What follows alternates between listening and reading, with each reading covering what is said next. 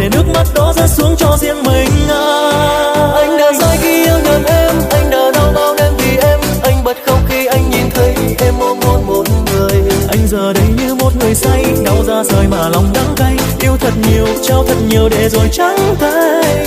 Thôi thì anh đây không được mấy khi mình trao con tim nhầm tay. Qua ngày mai em không còn đây, anh chẳng muốn tồn tại. Yêu thật lòng không quen được đâu, anh là người mua vui từ lâu. Tình yêu dù đẹp đến mấy cũng chẳng còn gì sau câu chia tay. Lệ rơi anh thấy đắng lòng.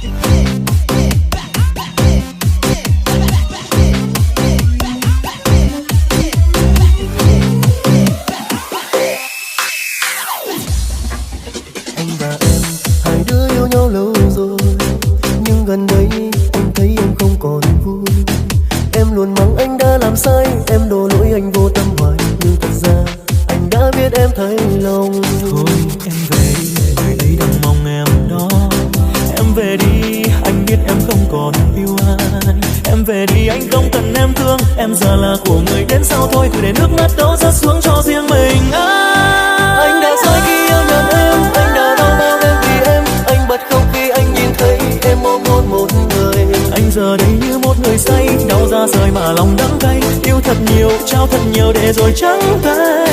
Thôi thì anh đây không được mấy khi mình trao con tim nhầm tay. Qua ngày mai em không còn đây, anh chẳng muốn tồn tại. Yêu thật lòng không quen được đâu, anh là người mua vui từ lâu. Tình yêu dù đẹp đến mấy cũng chẳng còn gì sau câu chia tay. Anh đã sai khi yêu nhầm em, anh đã đau đau đớn vì em. Anh bắt khóc khi anh nhìn thấy em ôm hôn một người. Anh giờ đây như một người say, đau ra rời mà lòng đắng cay. Yêu cho thật nhiều để rồi trắng tay. Thôi thì anh đây không được mấy khi mình trao con tim nhầm tay. Qua ngày mai em không còn đây, anh chẳng muốn tồn tại. Yêu thật lòng không quen được đâu, anh là người mua vui từ lâu.